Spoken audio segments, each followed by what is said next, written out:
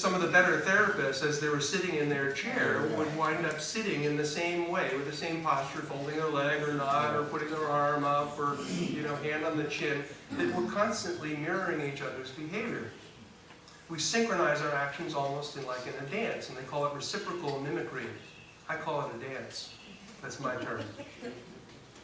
So mirror neurons happen unconsciously, effortlessly, automatically, and what we know is we are deeply connected to other human beings with our mirror neurons.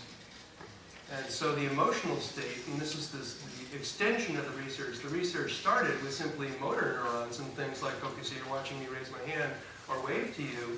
Now what they figured out is that there's this emotional piece where the discovery that Iacoboni made was that the mirror neurons actually connect through this pathway called the insula, if we want to get technical, and that goes directly to the emotional brain.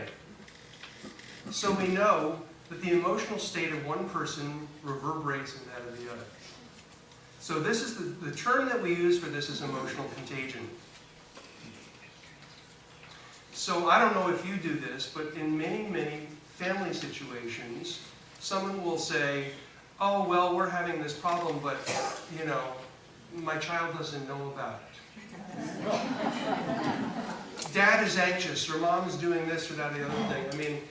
But we're not talking about that. And I say to people all the time, did you know that emotions are contagious? Now just think of the simple little example of you go out to lunch with somebody who's super depressed. Now, unless you have the skills or the tools of doing something, surrounding yourself with white light or breathing or whatever, it's like, how are you going to feel at the end of that lunch? You're going to feel depressed. Same thing with anxiety. It's contagious. So what happens in our brains is that we're constantly reading